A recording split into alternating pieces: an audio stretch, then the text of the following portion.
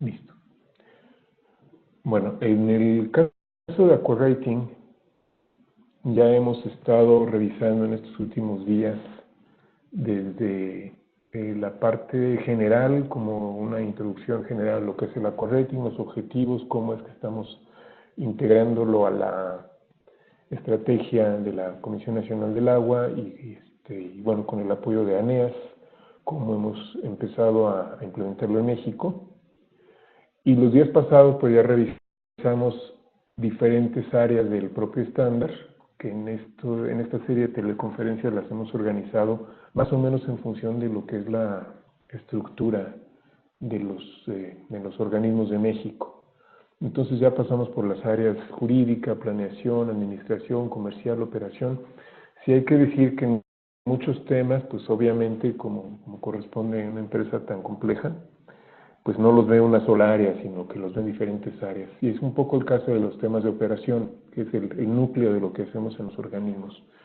La vez pasada vimos estos temas del último bloque, no nos dio tiempo, pero vimos todo lo que eran indicadores de calidad del agua potable, bueno, indicadores y prácticas, sobre todo prácticas, ¿no?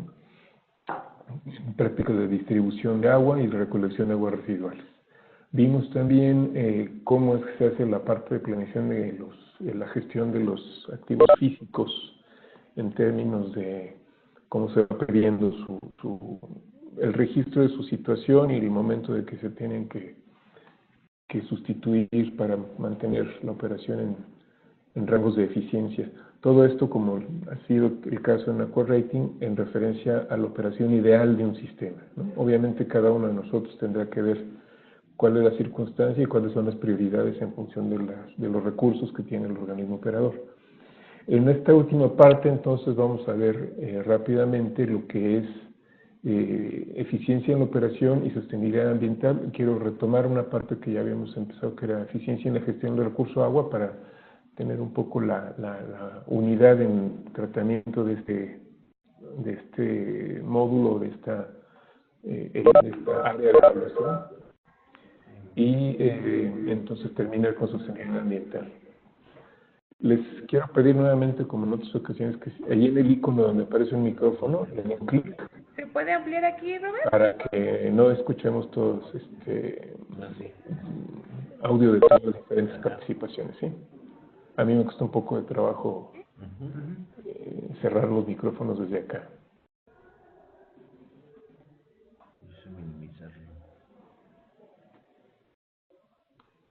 Déjenme ver.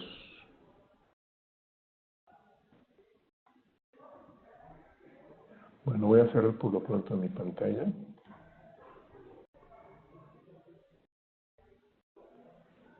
Y les pido que, por favor, cierren sus micrófonos, los que no lo hayan hecho.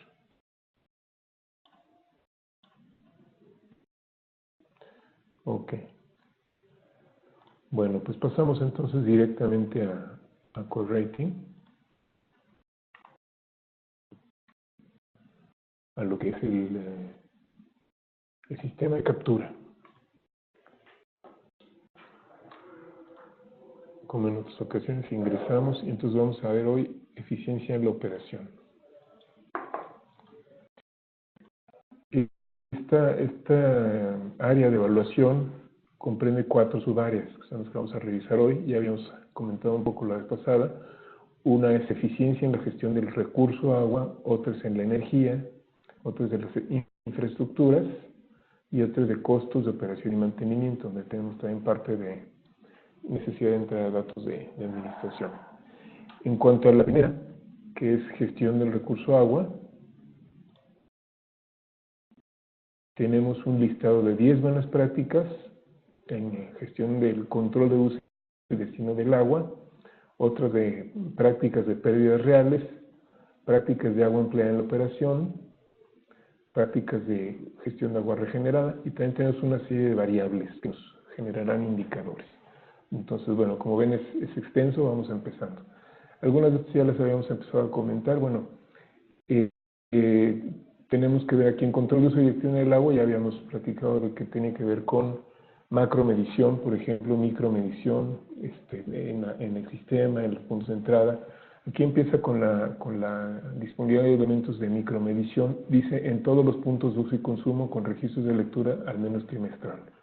Como comentábamos la vez pasada, pues esto es una práctica muy exigente porque pues está pidiéndonos que tengamos 100% de micromedición. Si no la tenemos, pues le ponemos que no. Esto va a ser, pues no, así es de claro, ¿no? Disponibilidad de elementos de medida de caudal o volumen en todos los puntos de entrada al sistema de abastecimiento de agua potable, con registros de medida con frecuencia al menos horaria. Esta es macromedición en la entrada al sistema. Pues también, si lo tenemos, pues nos pedirá aquí una serie de condiciones para darnos también una alta fiabilidad, que como la vez pasada, pues tiene que ver con que existan los equipos, con que tengamos manera de verificar que son del propio sistema. No siempre se tienen todas las facturas de todo, pero por lo menos que se tengan inventariados y se tenga la evidencia de que son del sistema. Esto pues normalmente no es difícil de demostrar.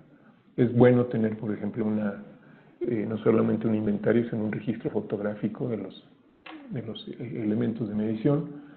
Y bueno, acá si tenemos además manuales de operación, si además están calibrados y tenemos forma de demostrarlo, si esto dice al menos el 60%, si es la totalidad nos apunta 95%, y en el último dice auditado al menos internamente según alguna norma de acreditación. Aquí puede ser que tengamos lo que es el proceso de verificación de la precisión o la calibración de los macromedidores en alguna norma ISO, ¿no? Y, digamos, si no es así, pues ya nos llevamos 0.95 de la fiabilidad, y si lo tenemos inclusive en un procedimiento interno ya está,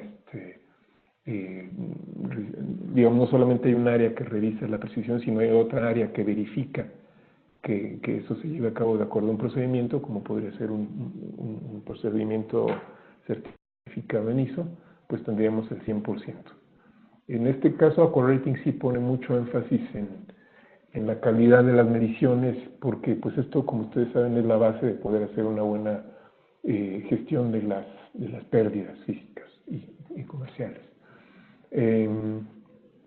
Viene una serie de elementos que ya comentábamos cuando hablamos de dimensionamiento y renovación de los micromedidores, dice, enfocado al mantenimiento de niveles de error o intervalos de confianza parecidos y a la homogenización de clases metrológicas.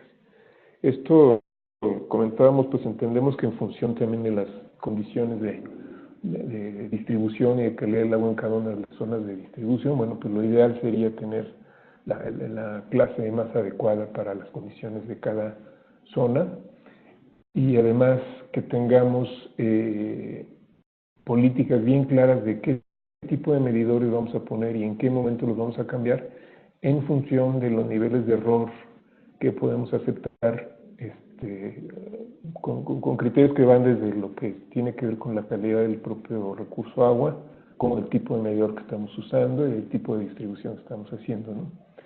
El cuarto habla de una condición similar, ¿no?, de políticas de dimensionamiento, renovación y verificación en cuanto a la macromedición en los puntos de entrada, igual que esté determinada en función de conservar ciertos niveles de error o intervalos de confianza.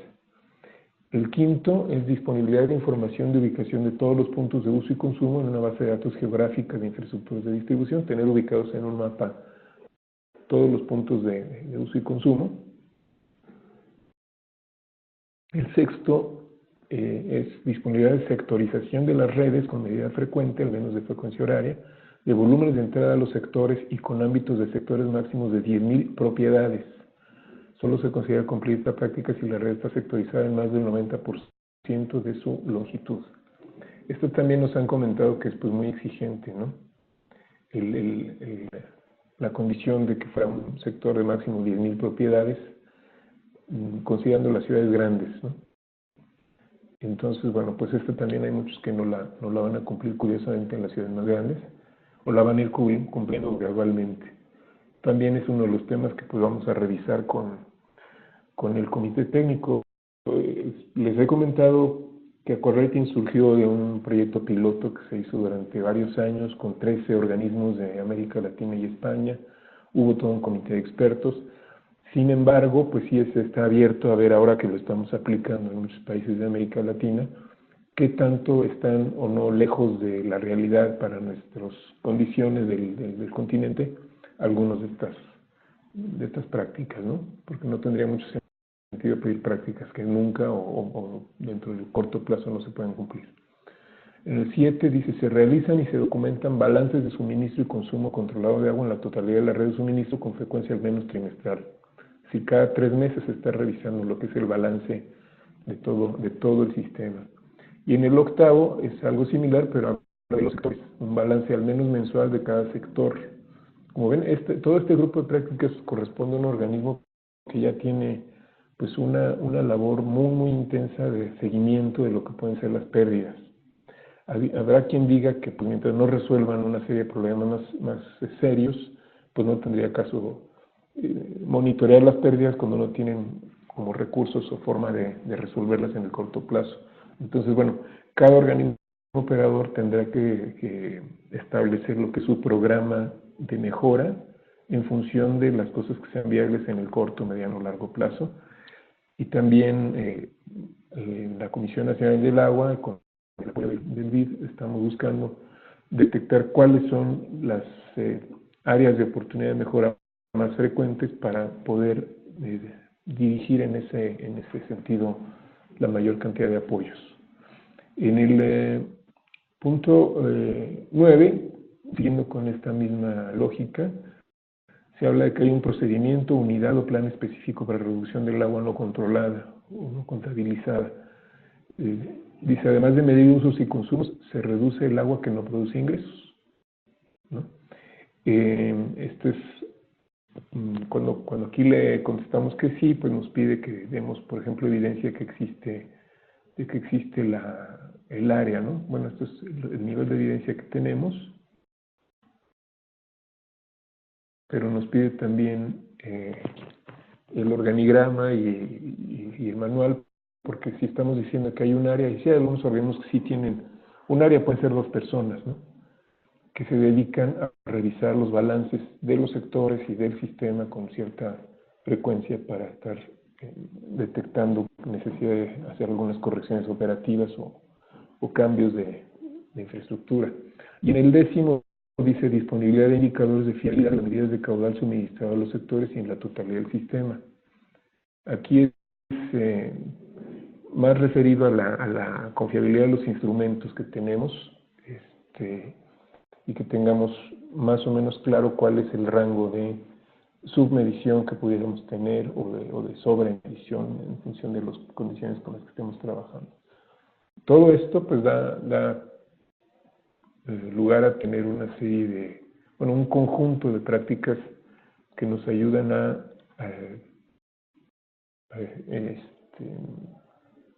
manejar cuál es el control que le damos al ingreso y a las pérdidas o a la forma en que el agua está llegando a los diferentes sectores y a los diferentes puntos de uso. En relación con esto, bueno, pues tenemos el primer indicador que se compone de estas variables, el volumen total de agua incorporada y el volumen de agua del sistema que es consumida, propiamente la eficiencia física. Luego viene la gestión de pérdidas reales, son 9 prácticas. Entonces es un poco similar a la anterior era una unidad que se dedica a medir y hacer balances. Y esa misma unidad pudiera ser la que se dedica a la gestión de las pérdidas. Aquí nos habla de que existe la unidad, de que existe un procedimiento para estimar los volúmenes de pérdidas con criterios estándares, ¿no? Cómo estamos haciendo el balance. Aquí el tercero dice, se analiza y compara la eficiencia de diferentes técnicas de detección, localización y reparación de pérdidas reales para cada uno de los sectores o zonas en las que se realiza el balance de agua no controlada. Esto también implica que para tomar acción sobre las pérdidas identificadas podamos tener un catálogo de medidas que pudiéramos utilizar, ¿no? Y que tuviéramos, ahí dice, se analiza y compara la eficiencia. Bueno, pues podrá haber diferentes técnicas e incluso equipos para detectar fugas, por ejemplo. Lo que pide aquí el sistema es que el organismo operador tenga ese conjunto de técnicas identificados y analice cuál sería la eficiencia de cada una en relación con su costo, ¿no? Desde la detección hasta la reparación de las fugas.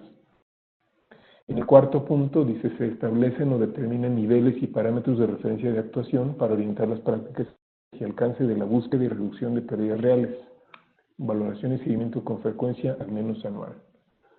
Ese es un poco el seguimiento a lo anterior, ¿no? Es decir, para poder, por lo menos anualmente, terminar una estrategia que va a seguir el organismo operador para decidir en qué momento tiene que llevar a cabo ciertas prácticas, tanto de detección de fugas como de reparación, de detección sobre todo de fugas no visibles, ¿no? Obviamente las fugas visibles pues, tienen su propio procedimiento, pero las fugas no visibles, en qué medida nos conviene y cómo definimos una política, por lo menos anualmente, para llevar a cabo pues estas prácticas o operativos, digamos, o instalar algunos equipos en algunos casos más avanzados que nos estén ayudando a mantener al mínimo las pérdidas, ¿no?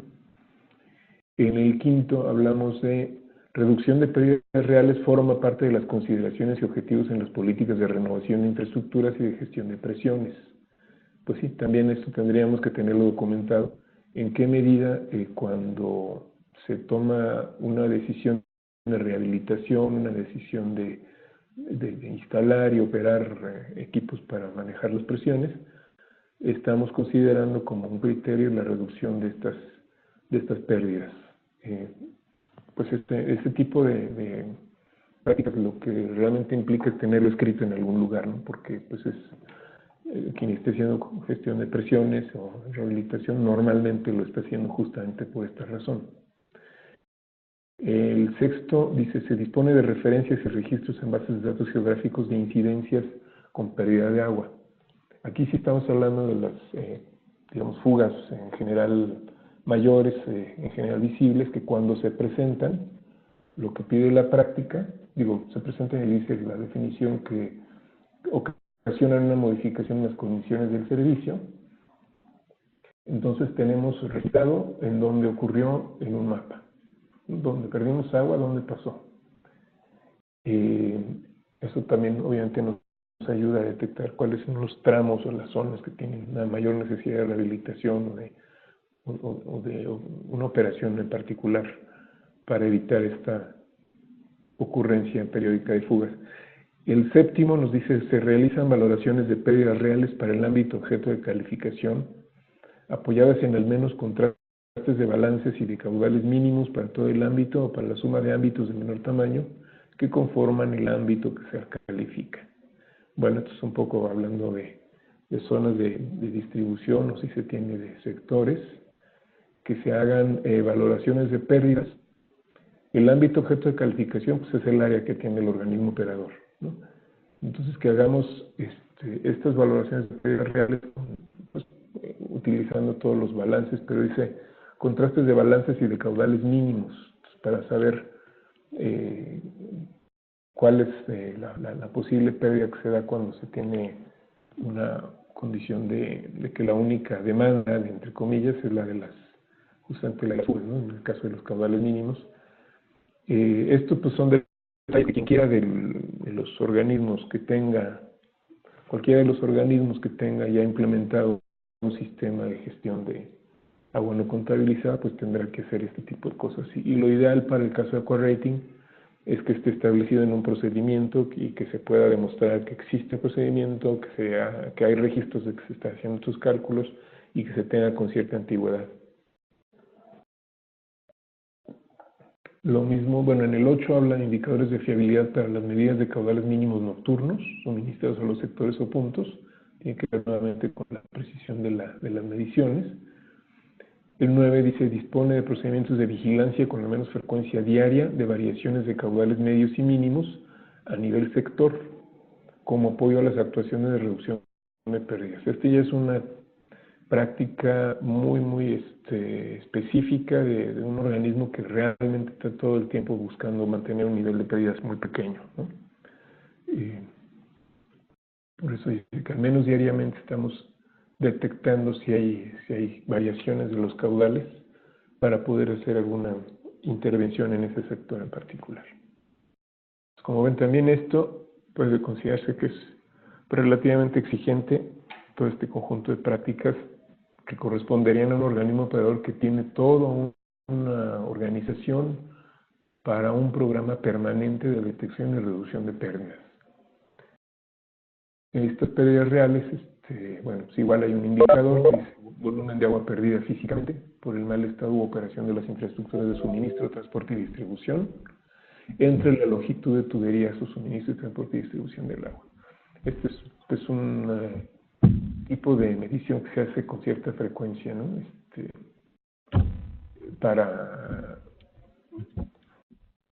Bueno, hay varios índices esta es, digamos, una forma muy simplificada de hacerlo. Habrá quienes tengan índices mucho más complejos, pero como hemos visto en otras ocasiones, pues nos da un rango en el cual el indicador es aceptable para Aqua Rating.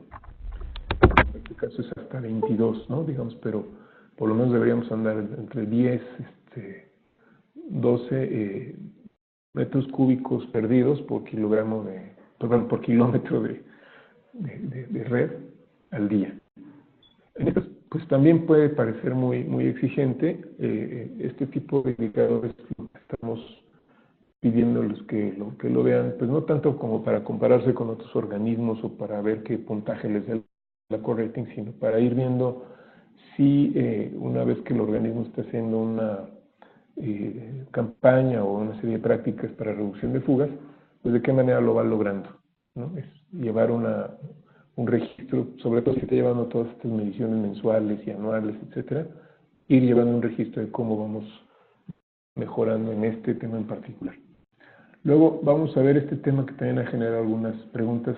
Agua empleada en la operación. Todos la entendemos, todos la sabemos que existe. Nos parece que muy poca gente la mide o registra. Agua empleada en la operación, pues son, como dice aquí, operaciones de desagüe, vaciado de depósitos y lavado de filtros. Lo que pide aquí Aqua Rating es que toda esta agua también se contabilice. Y entonces, por ejemplo, la primera práctica, existe un sistema con base de referencia de registro de operaciones de desagüe, vaciado de depósitos y lavado de filtros, que puede ser, pues en temas de mantenimiento regular tanto de instalaciones de potabilización como en algunos casos de regulación, ¿no? En este caso lo que se nos ha comentado es que son volúmenes perdidos en operaciones programadas, digamos, ¿no? Si tenemos que vaciar una línea para hacer una reparación, ese volumen no se considera aquí como agua de operación, sino es un volumen perdido por una falla, ¿no? del sistema, por una ruptura o lo que sea. Entonces, aquí, por ejemplo, dice, se dispone de un criterio detallado para la determinación de los volúmenes perdidos en cada operación, apoyado en la duración de la operación con pérdida de agua y la presión de funcionamiento o en medidas ocasionales de caudales.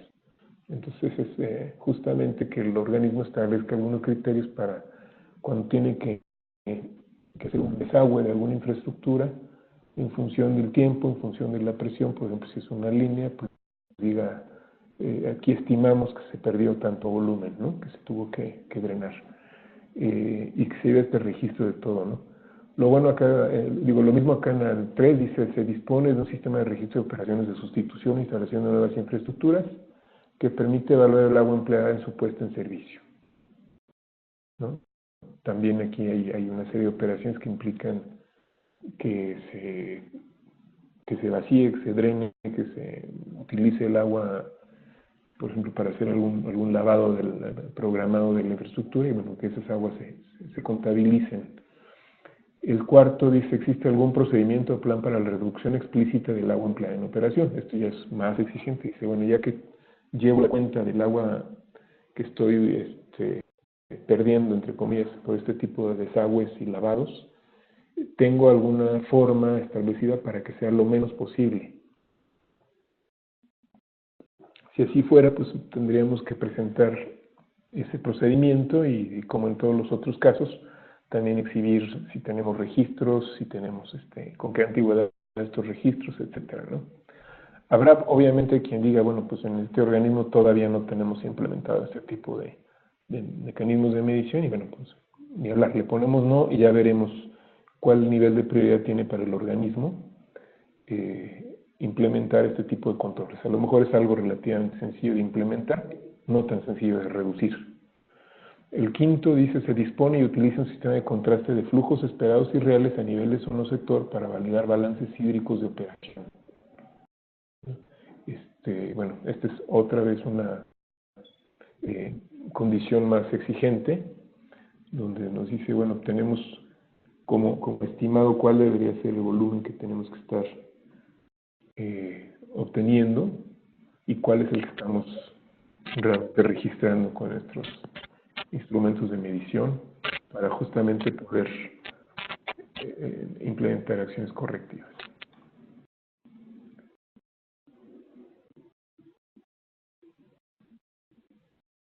Y aquí, bueno, pues el indicador, obviamente, el volumen de agua utilizado en tareas de operación, hasta estas aguas que se pierden en la operación, referidas al volumen total de agua incorporada al sistema. Entonces, pues es lo mismo, el volumen de agua utilizado en tareas de operación, que como en el otro caso, donde decíamos, si no se hace la práctica, se le pone que no. Aquí diríamos, si no se hace esta práctica, pues no se dispone de información de este elemento, le damos ahí clic y se acabó, ¿no?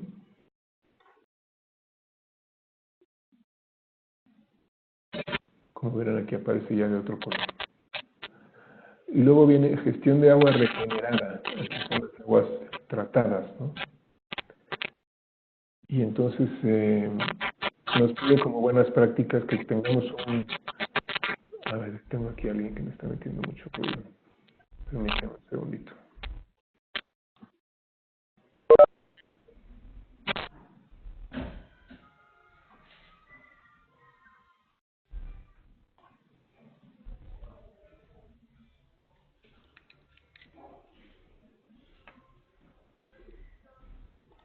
No lo encuentro, pero por favor bloqueenos los micrófonos, porque me está regresando el sonido, está generando un sonido muy extraño.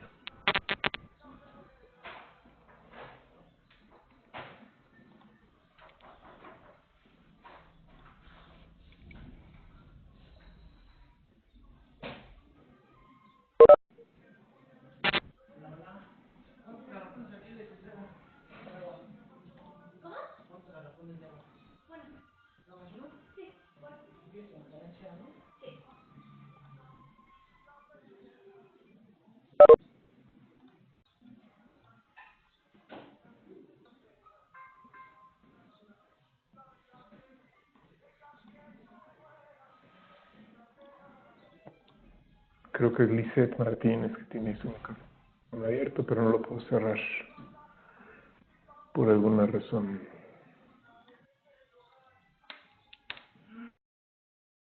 Ya. Bueno, entonces les decía, este grupo de prácticas lo que nos está pidiendo es que haya un manejo del agua tratada. En primer punto dice disponibilidad de un plan de reutilización directa del agua residual. El segundo, de una tarifa de agua residual. El tercero, de incentivos para fomentar el empleo del agua regenerada en ámbitos públicos y privados, ¿no? Que el organismo tenga aquí le llamamos agua regenerada, pues al agua residual tratada, ¿no? Agua que tras su utilización y captación en las redes de alcantarillado es tratada hasta el cumplimiento de unos determinados estándares de calidad que la hagan susceptible de ser utilizada en unos usos determinados. Entonces, bueno, el tercero, medidas de incentivación. El cuarto, un sistema de vigilancia y control de calidad del agua residual tratada o generada. Y el quinto, disponibilidad de una normativa específica para las infraestructuras de agua regenerada. Entonces, bueno, todos quienes tengan un plan cada vez son más organismos que tienen sus famosas líneas moradas de agua tratada, y bueno, pues la idea de esto es que se tenga todo, pues también como parte de un plan general, y que se tenga inclusive la parte de la normativa de las infraestructuras en cuanto a sus características de construcción y de uso, ¿no? Lo que nos pide el sistema es pues este documento que contenga la normativa de infraestructuras de agua regenerada y documentos que den evidencia que se está aplicando esta normativa. Y como indicador, pues nos dice el volumen de agua regenerada entre el volumen total de agua incorporada al sistema. Aquí en algún caso nos dice, pues, que toda nuestra agua tratada se descarga al río y adelante la usan para riego. Entonces, el total del agua se está reusando. No, esa no es la idea, ¿no? La idea sea que se utilice dentro del ámbito, o sea, dentro del área propia del servicio del operador, o bueno, de manera directa, no necesariamente dentro de la ciudad, pero sí que no sea después de descargada, y que sí sea un volumen que podamos evidenciar, que podamos medir, ¿no? Y aquí, bueno, pues en general, si es más del 10%, ya nos está dando toda la puntuación, ¿no? Hay lugares donde sí lo tienen inclusive más alto este porcentaje. Y con esto, bueno, pues es todo lo que tiene que ver con la parte de la eficiencia de operación.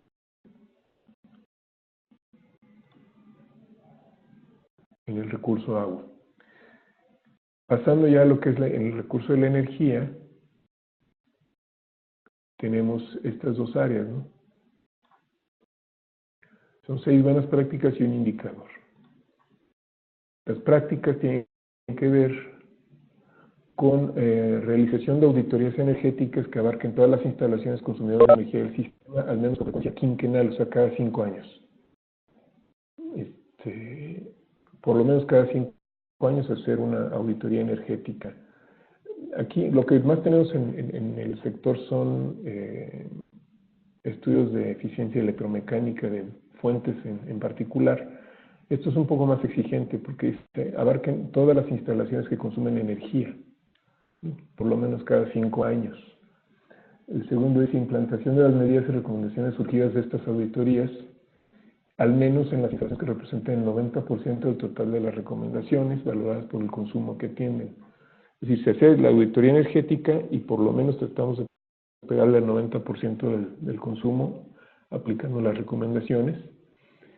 El tercero dice, existen planes de optimización del consumo energético en la operación de sistemas de suministro, tratamiento y distribución de agua y recolección y depuración de agua residual. Ya es, en el primer caso tiene que ver más con las instalaciones, en este tiene que ver con las prácticas de operación. Que podemos a la hora de decidir cómo se va a operar los diferentes componentes del sistema, tomar en cuenta de alguna manera cuál va a ser el impacto en el consumo de energía de las diferentes decisiones de operación. El cuarto dice el tercero dice eficiencia de planes de optimización del consumo energético. No es el cuarto, perdón. Inclusión de consideración de optimización energética en las labores de diseño de infraestructuras. Entonces, el primero son auditorías que nos dan recomendaciones de modificaciones a las instalaciones y cómo las tomamos en cuenta. En el tercero es cómo operamos para no consumir tanta energía, y en este es cómo diseñamos para no consumir tanta energía. Entonces, esto si decimos que sí, como que sería lo deseable, lo que nos pide el sistema es que tengamos alguna evidencia en nuestros, por ejemplo, normas de construcción o de proyecto, normas de proyecto, identificado en qué punto decimos cómo se debe considerar el consumo energético cuando se están evaluando varias alternativas de resolver un tema en particular en diseño, ¿no? Esto tendrá que ver, pues, sí, por ejemplo, digo, hay muchas situaciones donde se puede dar, inclusive no solamente en distribución de agua, sino, como ustedes saben, en manejo de alcantarillado, ¿no? Si preferimos tener rebombeos o preferimos tener más profundidad de las líneas de drenaje, o en el caso del agua, también si tenemos una particular operación de los sistemas de distribución y almacenamiento y regulación con la intención de disminuir el consumo de energía o de salirnos de ciertos horarios donde la energía es más cara, ¿no? También esto, si lo tenemos identificado, documentado y registrado en un procedimiento, pues hay que hacerlo. Esta es un área en la que creemos que podemos avanzar todavía mucho y compartir entre los operadores cómo es que han ido implementando este tipo de mecanismos para, desde el diseño hasta la operación, cómo ir reduciendo el consumo de energía. Y esto es inclusive interesante pensarlo en términos de cómo se están dando cada vez más recursos, por ejemplo, asociados a la mitigación de cambio climático, que nos pueden ayudar a emprender este tipo de acciones. En el quinto es muy similar, bueno, por lo menos yo lo veo muy similar al tercero, que dice planes de optimización de consumo energético en la operación. El quinto dice consideraciones de optimización energética en labores de planificación de la operación de las instalaciones y el sistema en su conjunto, ¿no? Me parece que son muy similares, ¿no? El primero dice planes de optimizar el consumo en la operación, en suministro, tratamiento y distribución de agua, recolección y depuración de agua residual. Y el quinto dice consideraciones de optimización energética en las labores de planificación de la operación y del sistema en su conjunto. Entonces el primero era como de las partes del sistema y el otro del sistema en su conjunto. Yo creo que una cosa sigue a la otra. Y en el sexto dice un plan de mejora y reducción de los consumos unitarios energéticos con objetivos anuales y con seguimiento del cumplimiento de dichos objetivos. Esto también hemos visto que sí existen muchos organismos que se hicieron sus auditorías, definieron acciones a seguir, las llevaron a cabo y entonces están verificando que las acciones efectuadas estén ayudando a cumplir los objetivos de reducción de consumo de energía. Esto sí lo hemos visto por lo menos en un par de casos. Y en el caso del indicador de uso energético, ha sido un poquito polémico, porque bueno, lo que dice es consumo energético total en las estaciones de depuración de aguas residuales operativas. Y lo relaciona este consumo energético de tratamiento de aguas, digamos, con la diferencia en los kilogramos de DBO influente y efluente. Es decir, cuánto estamos consumiendo energía por kilo de DBO removido. Normalmente, muchos sabemos, aquí se usa mucho en los indicadores el kilowatts hora por metro cúbico producido, y esto ha generado algunas discusiones en términos de que hay sistemas que tienen fuentes más cercanas, o inclusive que son menos profundas, o que es agua superficial ubicada aguas arriba del organismo. Entonces, no es un indicador que sirva mucho para comparar organismos diferentes.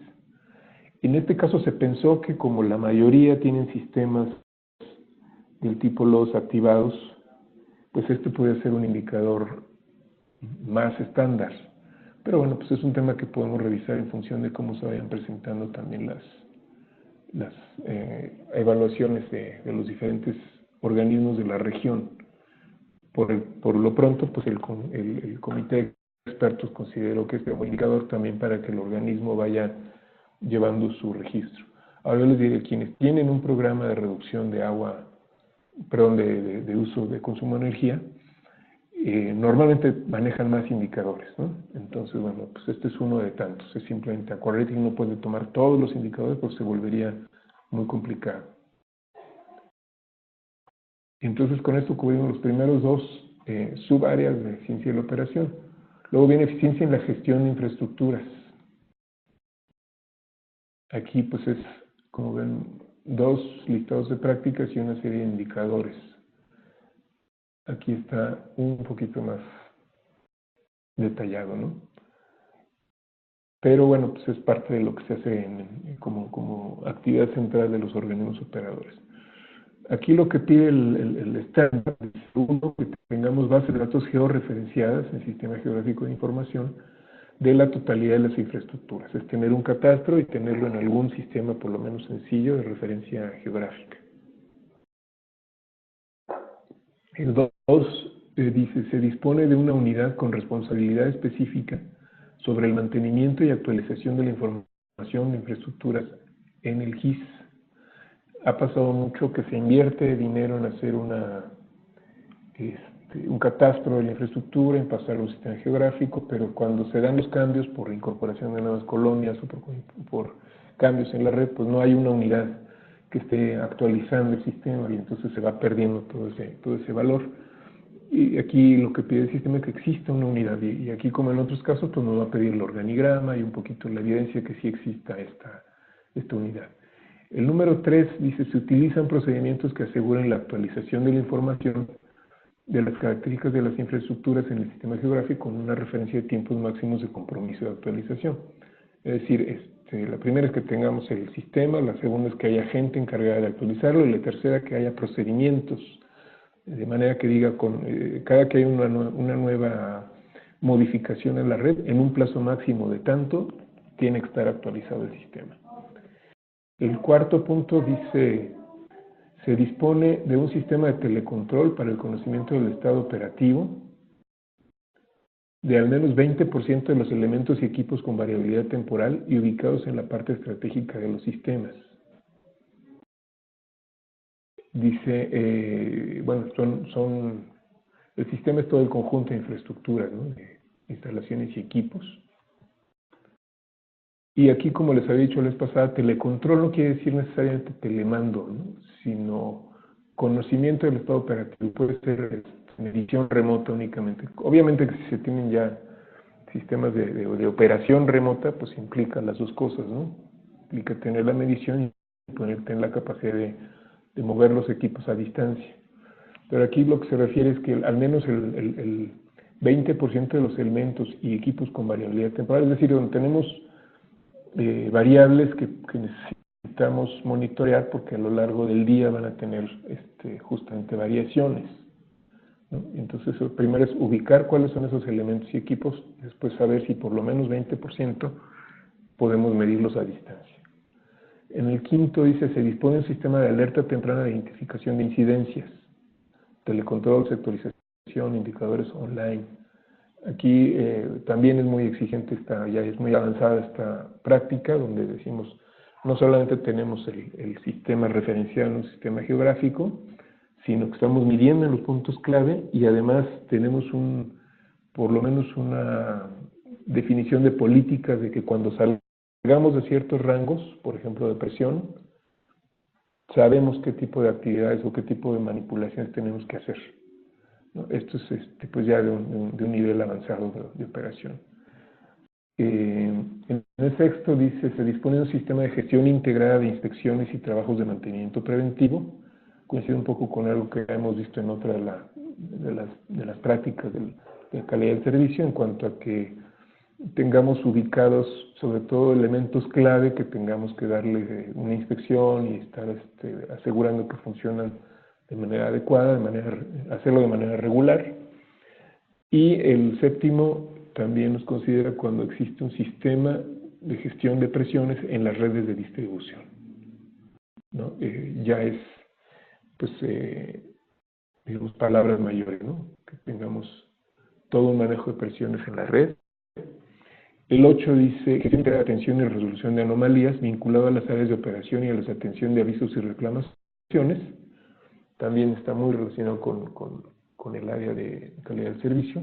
Cuando comentábamos que, bueno, hay un reporte de falta de servicio o un reporte de falta de presión, y entonces podemos ubicarlo en el sistema geográfico, podemos saber qué tipo de problema puede estar presentando y entonces abrir de manera muy rápida una orden de trabajo que llegue al área de operación correspondiente con la información necesaria para que el tiempo de atención sea el mínimo posible. Entonces esto hay organismos que ya lo tienen implementado y que pues ya en su momento veremos cómo lo podemos ir extendiendo a los demás. El noveno pues habla del plan de mantenimiento preventivo.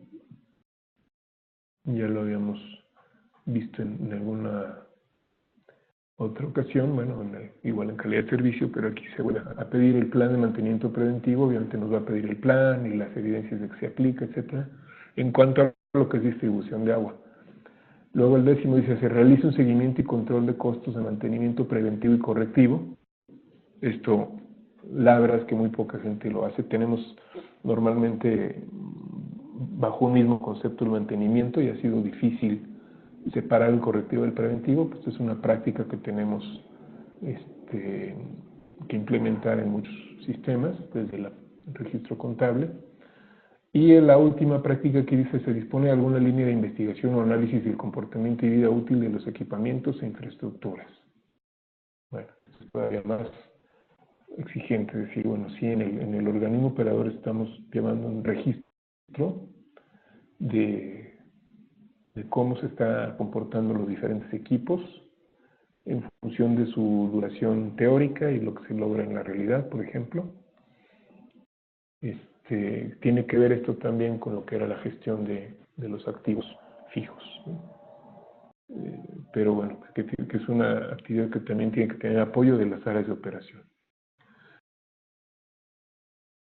Todas estas prácticas después están asociadas a una serie de indicadores de desempeño.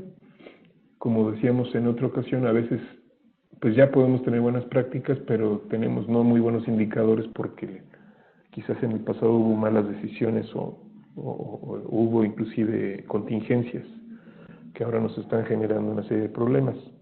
Por ejemplo, el número anual de roturas conocidas en las conducciones de transporte o distribución, ¿no? Entre la longitud de tuberías de transporte y distribución. Este es nuevamente un indicador de fugas por unidad de longitud.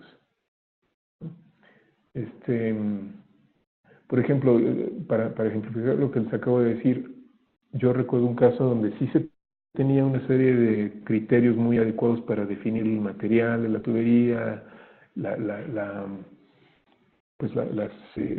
principios de diseño de cómo debe instalarse y todo, pero había un tramo que daba muchísimos problemas, siempre estaba fugando el agua, y es porque varios años antes se había decidido instalar ahí una línea, se había instalado un material incorrecto, se estaba operando pues de manera adecuada, pero algo pasaba ahí que se generaron muchas fugas. Entonces, lo comento porque AquaRating puede darnos un buen puntaje si tenemos las buenas prácticas, aunque pudiéramos tener fugas debidas a decisiones que se tomaron en otro tiempo y que nos están afectando el día de hoy. Entonces, para que vean que esto da, la intención es equilibrar un poco, ¿no? la función de la actual administración de un organismo operador, referida también a los resultados de decisiones que se tomaron en el pasado, que a veces es lo que más nos afecta. El siguiente indicador dice número de roturas en acometidas, o con las tomas, digamos, que tiene que ver con, dice número total de conexiones y número anual de roturas conocidas en conexiones. Son fugas en la toma o en las acometidas entre el número total de conexiones. Para todos estos, pues existe un rango que, bueno, en este caso, por ejemplo, nos pide 3 años, y existe un rango en el cual la AquaRating considera que es un máximo permisible o aceptable, ¿no? Por ejemplo, aquí 2 roturas por cada 100 conexiones ya se considera el máximo. A partir de ahí nos da 0. Entonces, pues también es exigente, ¿no? Pero bueno, pues así es como podemos ir registrando cómo se va comportando nuestra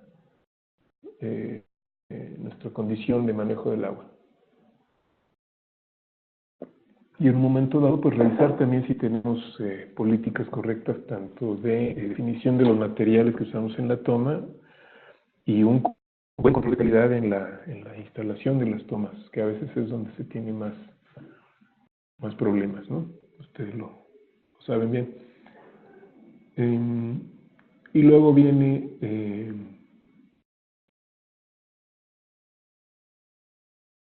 el gasto de mantenimiento correctivo entre valor bruto del activo físico inmovilizado. Aquí tiene dos situaciones que nos han complicado mucho este indicador. Primero, como les decía, que no hay una separación a veces entre el mantenimiento correctivo y el preventivo. Digo, la manera más fácil de distinguirlo sería que el preventivo ya lo teníamos programado y presupuestado, pero pues también a veces se hace como una especie de bolsa, ¿no? Se dice, bueno, pues históricamente hemos gastado tanto en reparaciones, pues es lo que necesito. Aquí lo ideal es que tengamos separado lo que sabemos que tenemos que hacer de manera programada de aquello que tenemos que hacer porque tenemos fallas no previstas, ¿no? Y como llevar un registro. Si no se tiene, pues nuevamente aquí vamos a tener que ponerle en el indicador pues, que no se cuenta con la información, ¿no? Inclusive hay quien me ha sugerido que pues, pueden tomar algún criterio para que todo el registro de costos de mantenimiento, pues digan, bueno, tanto por ciento consideramos que es preventivo y tanto correctivo. Eso se tendría, sí sería válido, pero en el caso de que se tuviera como documentado por qué se considera así, ¿no? Digamos que en cada año se vaya haciendo una revisión y decir, bueno, con base en estos criterios pensamos que parte del costo fue preventivo y esta parte fue correctivo. Un organismo que se va acercando a una condición ideal de operación, pues va teniendo cada vez menos mantenimiento correctivo y más preventivo, aunque pues no necesariamente, porque a veces tenemos que hacer operaciones que son causadas por terceros, ¿no? Es decir, que nos rompen infraestructura mientras están construyendo otro tipo de instalaciones o de servicios.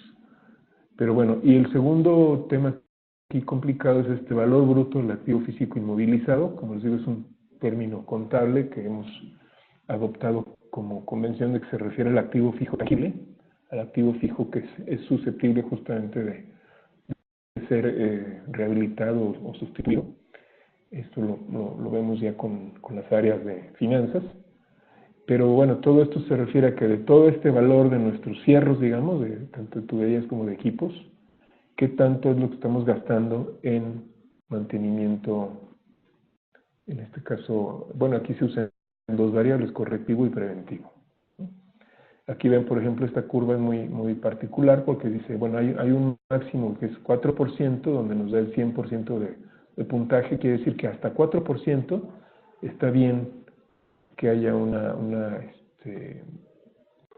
gasto de mantenimiento preventivo, pero a partir de 4%, pues ya no es bueno y arriba del 5% ya nos da cero. O sea, si estamos, tampoco es bueno gastar tanto en mantenimiento preventivo, de acuerdo al criterio de los especialistas que generaron estos indicadores. Entonces es lo mismo, correctivo y preventivo referido al valor total del activo, ¿no?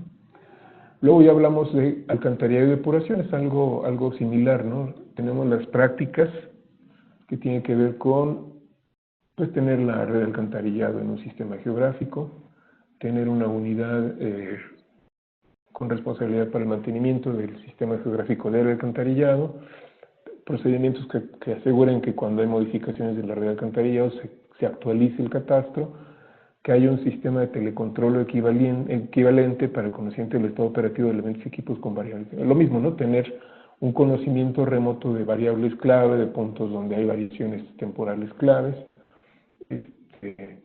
Dice aquí en sistemas o redes que no disponen de elementos o equipos con variabilidad temporal por cumplir la práctica con fiabilidad máxima.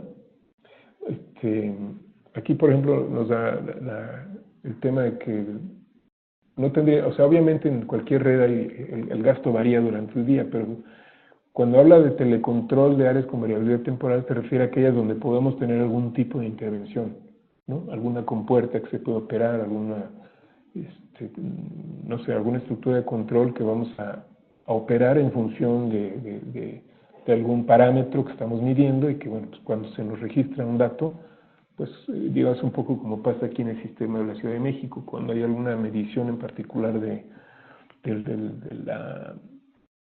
la precipitación y de ciertos niveles en ciertos puntos de la red de drenaje, eso detona decisiones de operación de ciertas estructuras de control. A eso se refiere. El quinto, se disponibilidad de un sistema de alerta para identificación de incidencias, pues es esto que les acabo de comentar. O sea, no solamente se mide de manera remota la variación de estos puntos donde se tienen que hacer maniobras, sino que tenemos los criterios a partir de los cuales hacemos estas operaciones. El sexto dice gestión integrada de inspecciones de trabajos de mantenimiento preventivo del drenaje. Aquí también ya lo habíamos comentado en calidad del servicio. Bueno, pues cuando se tiene sistematizado qué puntos, a veces pues no podemos cambiar la infraestructura de un día para otro, aunque tuviéramos todo el dinero disponible, pues es, en el caso del drenaje, por ejemplo, cerrar calles, interferir con el tránsito, interferir con otros servicios. Entonces, donde tenemos tramos que sabemos que son complicados, pues lo que se hace normalmente, ustedes lo saben, es programar, por ejemplo, las limpiezas, ¿no? O programar las inspecciones para saber si un problema identificado no está empeorando. Entonces, ese tipo de gestión de inspecciones y de mantenimiento preventivo se pueden tener sistematizados, es lo que nos pide esta práctica. La 7 dice disponibilidad de un sistema de gestión integrada de atención y resolución de anomalías vinculado a las áreas de operación y a las de atención de avisos y reclamaciones. Esto es similar a lo otro de agua potable, pues tener también, cuando hay una queja o una solicitud de atención de un problema de drenaje, pues que eso se tenga sistematizado y que podamos tenerlo ubicado en el sistema geográfico, avisar a las áreas de operación y tener una atención lo más rápido posible del tema. El 8 dice disponibilidad de un plan de mantenimiento preventivo. Obviamente se relaciona igual con tener programado el mantenimiento de la red en sí misma. Y el 9 dice seguimiento y control de costos de mantenimiento preventivo y correctivo, similar a lo que habíamos visto antes. El 10, como buen agua, dice disponibilidad de alguna línea de investigación o análisis del comportamiento y vida útil de los equipamientos e infraestructuras.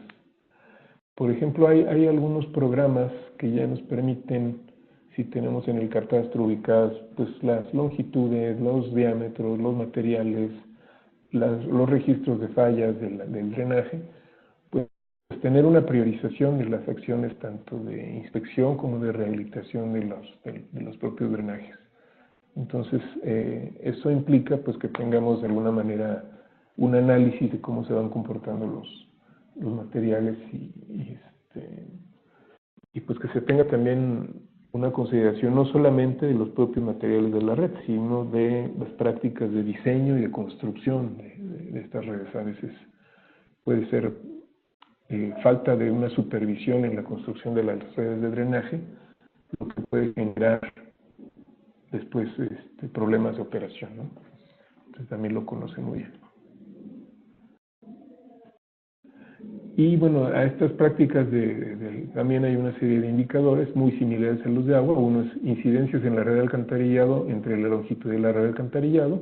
Aquí habla en tiempo seco, ¿no? Esto implica obviamente que tengamos un registro de cuáles son los problemas de fugas o de taponamiento, por ejemplo, del drenaje, pues bien clasificados también por el periodo del año en el que ocurre, y que tengamos también identificada la longitud de la red, pues para ir viendo en el indicador correspondiente cómo es que nos vamos moviendo hacia mejores números de disminuir estas incidencias. Lo mismo viene el gasto de mantenimiento correctivo y gasto de mantenimiento preventivo en relación con el valor de los activos de alcantarillado. Antes era en relación con los activos de agua.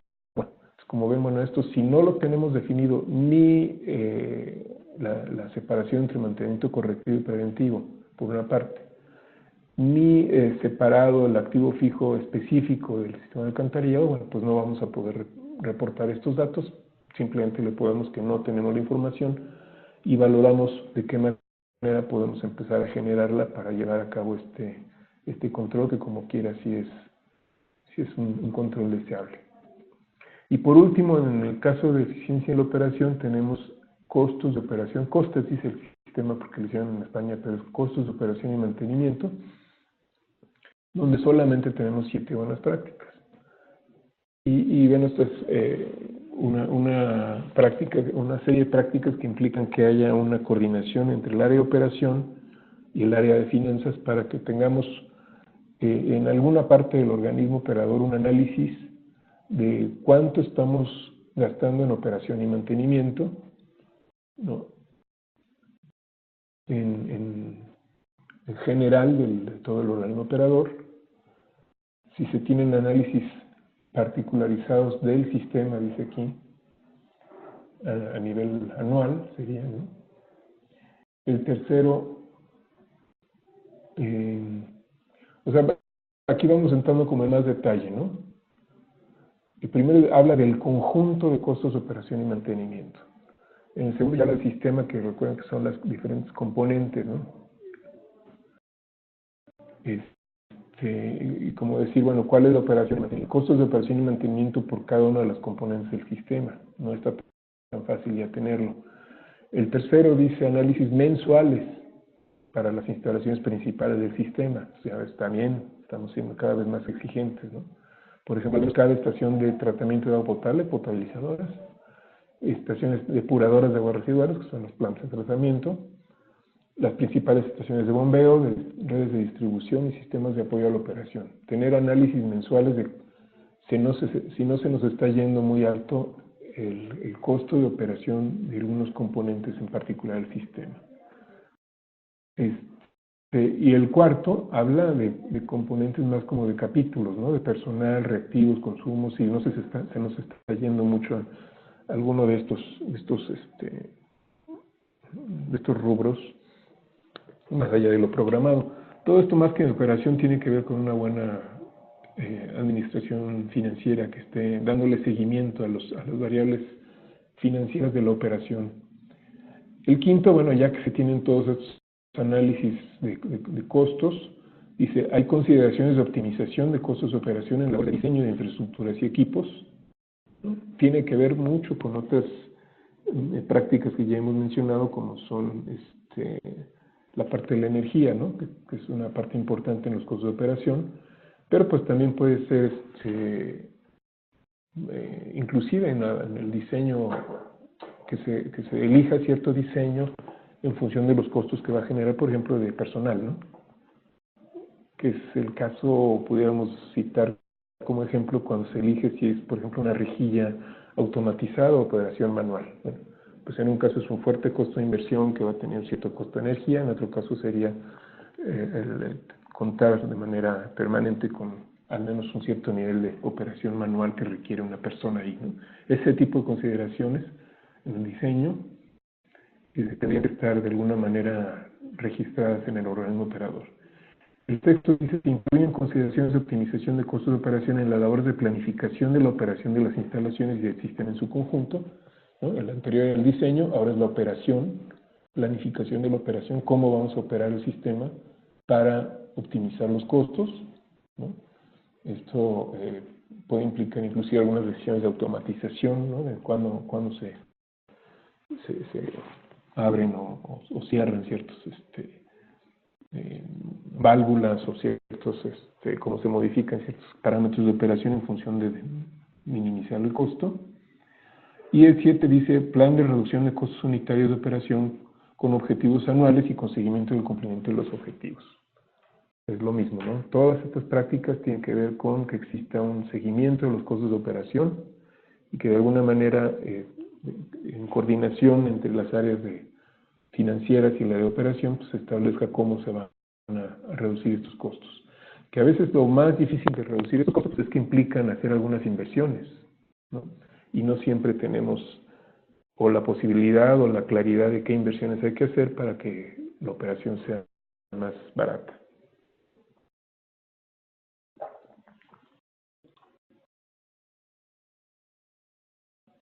Y entonces, bueno, con esto cubrimos ya lo que es eficiencia en la operación como área de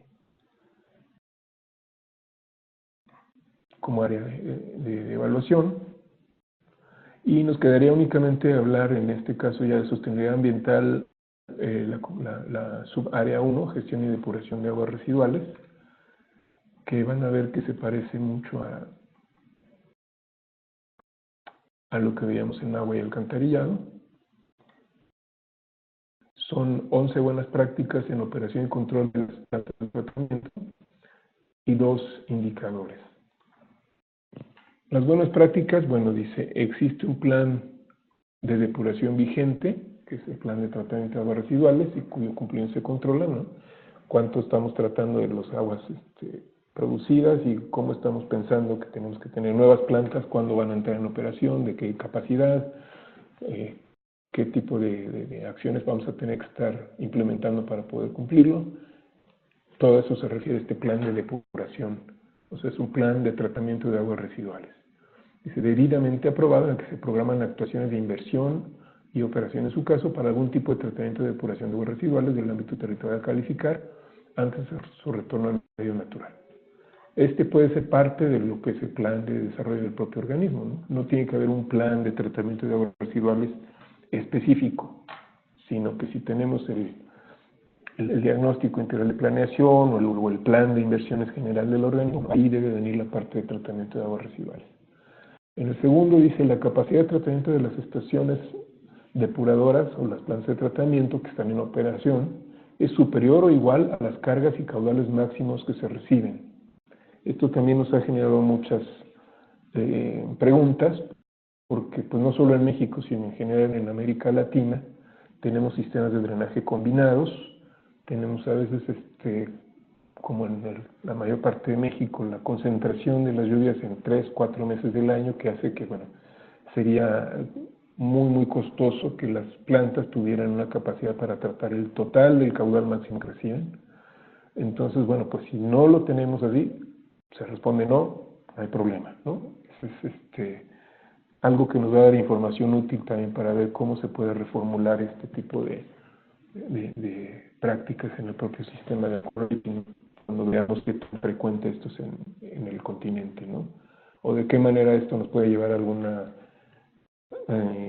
decisión de gestión de recursos. Realmente pues hemos visto que inclusive en el primer mundo ciudades como Atlanta, que tenían sistemas combinados y han estado pasando a sistemas separados, bueno, pues invierten miles de millones de dólares en esto, ¿no? Entonces hay que ver qué tan cerca estamos de poder cumplir algo así. Pero bueno, por lo menos, por ejemplo, la práctica 3 habla de tanques de tormentas para la laminación de cargas puntuales de contaminación. O sea, aquí es más referido a la posibilidad de tener picos de carga que pueden ser complicados de tratar y que pudiéramos nosotros tener algún sistema de igualación o de amortiguación para tratar este tipo de anomalías y pues mitigar el impacto que tienen en estos sistemas, sobre todo en los sistemas biológicos, ¿no? También si se tiene, pues se pone que sí, si no se tiene, pues es no y punto, ¿no? Después, 4 y 5, pues tenemos protocolos y registros de mantenimiento preventivo y correctivo de las plantas de tratamiento. Si sí existen, pues tener ahí la evidencia. El sexto dice, estaciones depuradoras de aguas residuales que tienen más de 5,000 habitantes cuentan con procesos automatizados para el funcionamiento.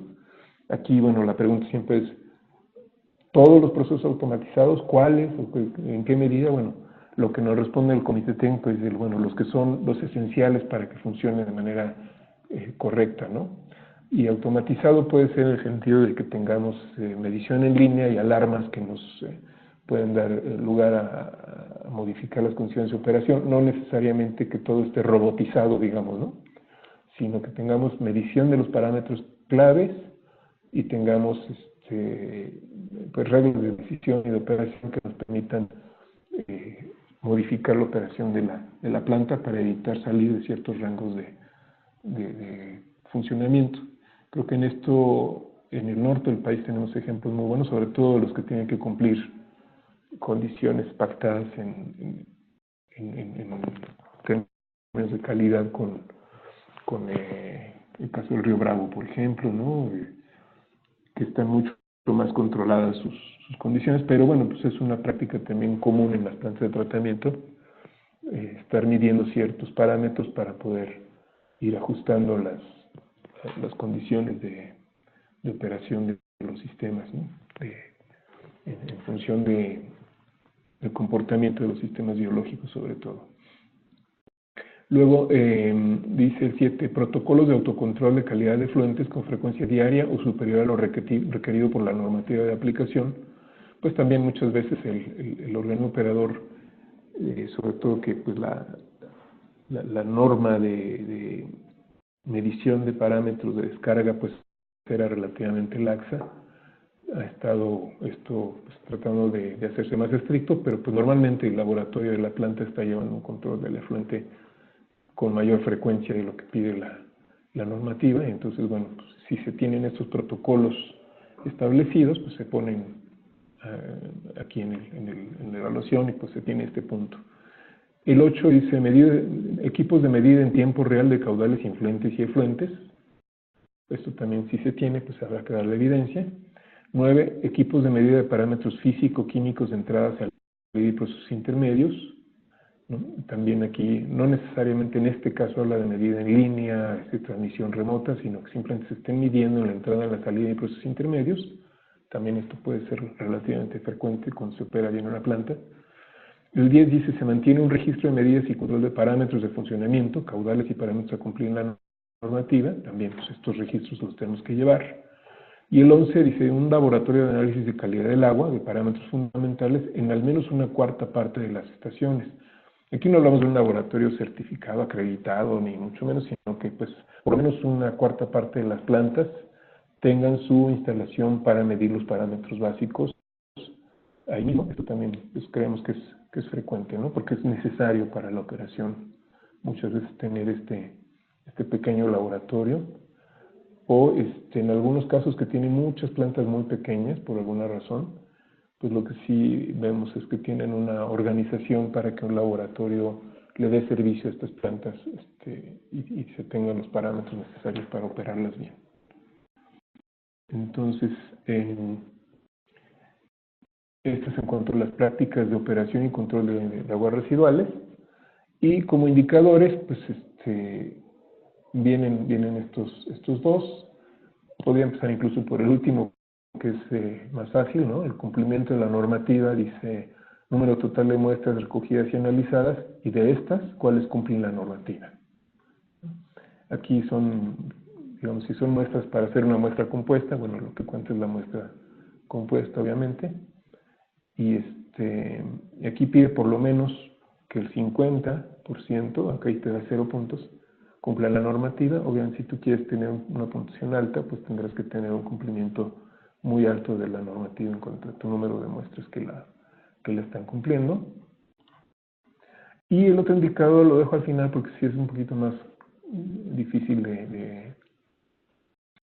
entender. Dice, propiedades cuyo vertido está conectado a una depuradora operativa, o sea, una planta que está operando, cuántas digamos, descargas tenemos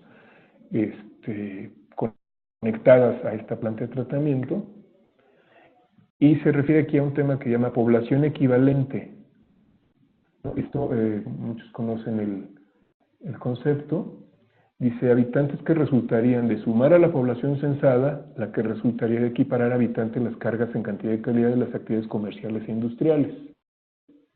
Es decir, por ejemplo, si tenemos un rastro que está descargando una cantidad importante de DBO, podemos equiparar esa cantidad de DBO a cuántas propiedades tipo habitacional equivale. No sé si me explico, ¿no? Digamos, si una vivienda típica de la ciudad descarga cierto número de kilos de DBO, bueno, pues de pronto nos llevamos hacemos el cálculo y es sorprendente a cuántas viviendas equivale una descarga comercial o industrial si consideramos la carga orgánica que aportan a la red, ¿no? Que puede ser hasta de pronto instalaciones el caso usual son rastros o instalaciones que estén descargando este tipo de residuos de procesamiento de comida, pero puede ser en el caso de los comerciales, pues también restaurantes o ese tipo de comercios que si no tienen un control de ese tipo de descargas, bueno, pues nos estarán generando una contaminación orgánica importante. Entonces aquí la intención de esto es saber qué tanto de esta contaminación en población equivalente estamos logrando remover, qué tanto de esto tenemos capacidad de captar y de tratar. Este nuevamente pues fue el indicador que seleccionó el equipo de expertos. Ha habido sugerencias de buscar otro tipo de indicador, pues todas las sugerencias se están tomando en cuenta para cuando llegue el momento de generar un nuevo estándar. Con esto, de manera muy rápida, ya no entramos hoy mucho al detalle de cómo se cargan las evidencias, pero lo hemos visto en las otras prácticas, ¿no? En las otras teleconferencias ya hemos visto cómo, dependiendo de la práctica, tenemos una forma particular de solicitar documentos obligatorios, que nuevamente obligatorio quiere decir que se tiene que cargar en el sistema para que pueda ser auditado, opcionales que no se tienen que cargar en el sistema, pero que sí, en función del nivel de fiabilidad que hayamos dado, tenemos que tenerlo disponible si vamos a ser auditados. Esto cuando estamos haciendo la evaluación para obtener la certificación. En muchos casos, y les comentaba también que en el caso de Colombia, lo que están haciendo es como utilizar el Aqua Rating como una especie de checklist, de lista de verificación, para decir, bueno, pues esto no lo tengo, vamos tomando nota y vamos desarrollándolo, pero no perdamos ahora el tiempo en generar todo esto, sino vamos a irnos directamente a hacer un plan de mejora, y ya en un futuro que tengamos bien establecida toda una mecánica de captura de los documentos, de su manejo en un sistema de información, etcétera, pues entonces ya iremos a la certificación. Eso lo quiero comentar nada más para reforzar esta idea de que no necesariamente quienes estén interesados en el Aqua Rating piensen que van a tener que capturar estos cientos de documentos, ¿no? Que podemos irlo viendo como una manera de programar al interior del organismo operador ciertas acciones de mejora. Quiero aprovechar los últimos 10 minutos para comentarles algo que ya les había dicho la vez pasada. Parte de la intención en el caso del equipo de México que estamos trabajando en el Aqua Rating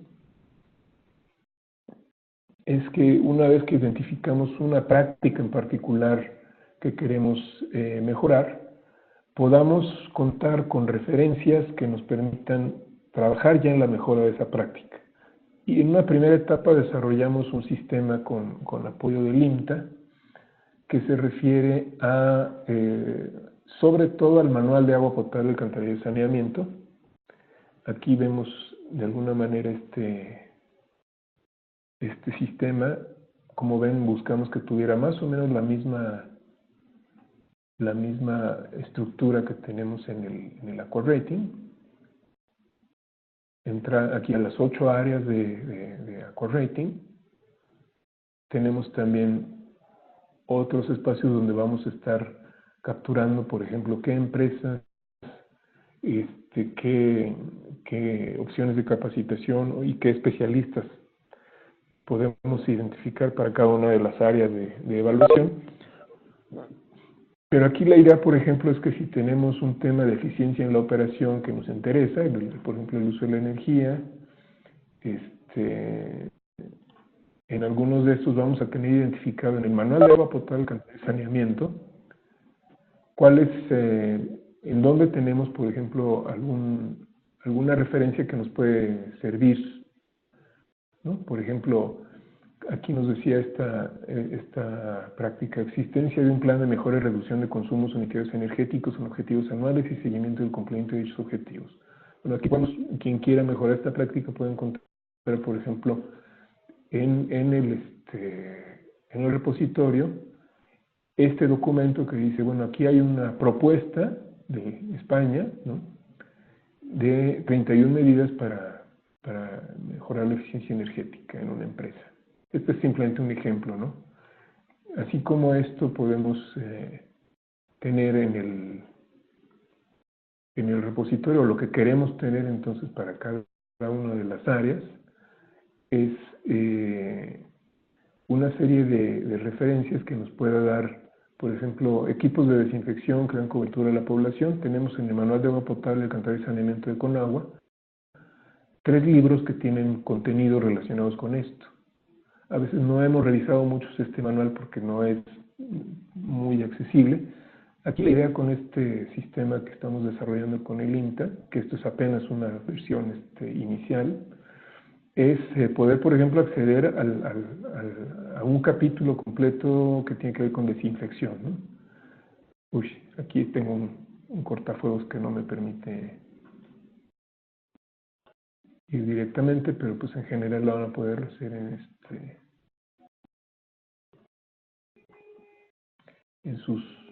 dependiendo de su sistema, ¿no? Aquí por ejemplo, me manda directamente al libro 23 del MAPAS, que justamente habla de desinfección. Y nos permite descargar todo el documento, imprimir una ficha que nos dice dónde está, o mandarlo por correo. Esa es la idea de este repositorio. No quiero ir mucho más lejos. Aquí, pues les decía, nos manda todo el documento, que esto es parte de la información que tanto la Conagua como el INTA han desarrollado en apoyo a los operadores. Ahora, nosotros sabemos que no siempre tenemos la posibilidad de estar entrando a un sistema.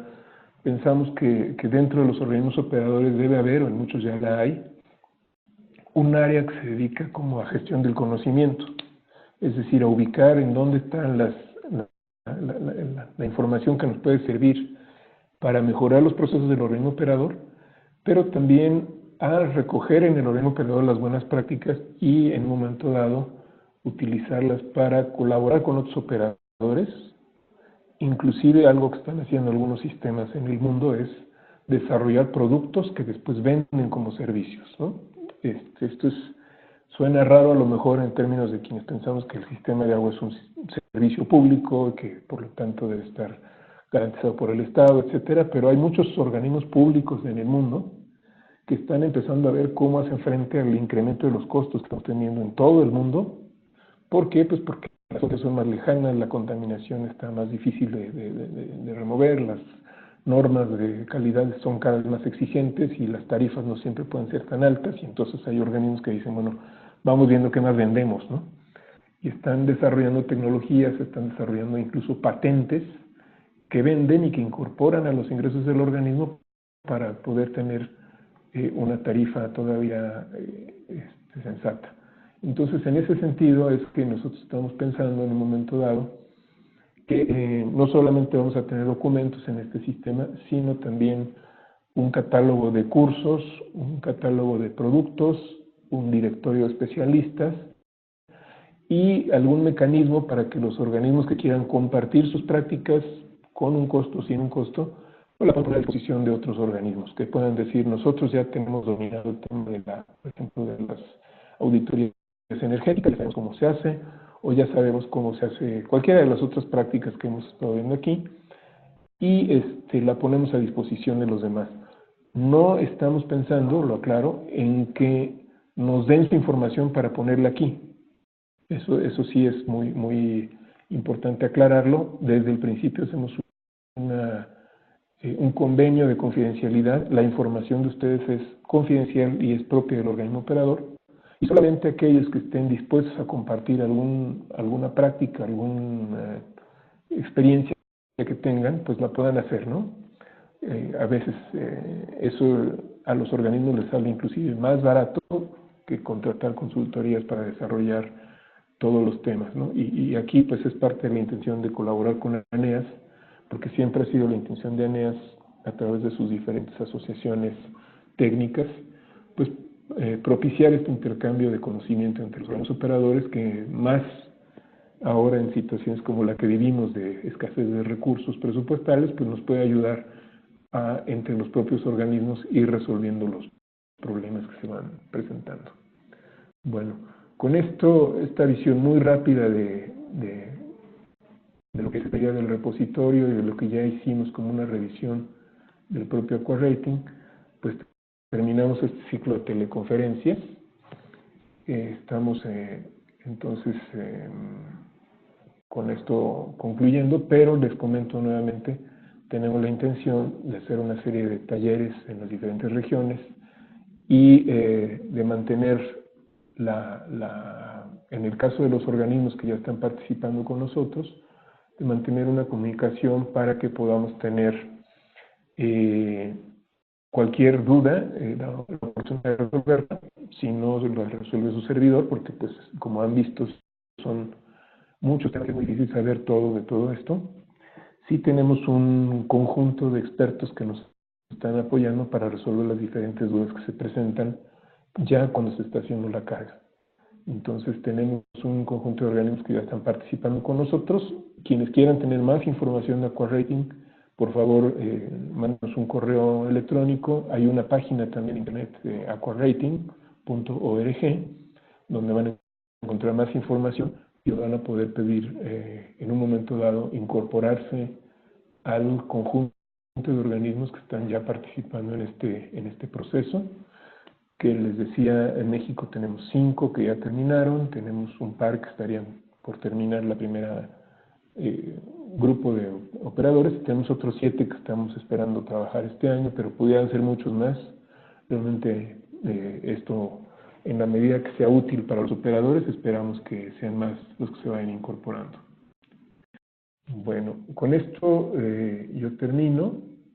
Les agradezco su participación en lo que ha sido esta sesión esta serie de teleconferencias, y quedo a sus órdenes si hay alguna pregunta en el correo electrónico, si hay alguna inquietud, pues obviamente para tratar de resolverla, y para quien quiera incorporarse, pues hacerlo a la brevedad.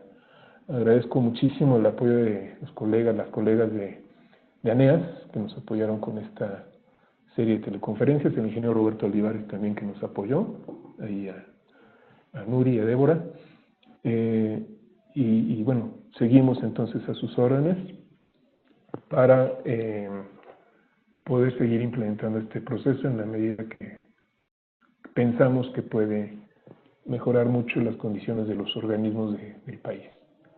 Les agradezco mucho. Estamos entonces a sus órdenes. Ya no sé dónde tengo la grabadora.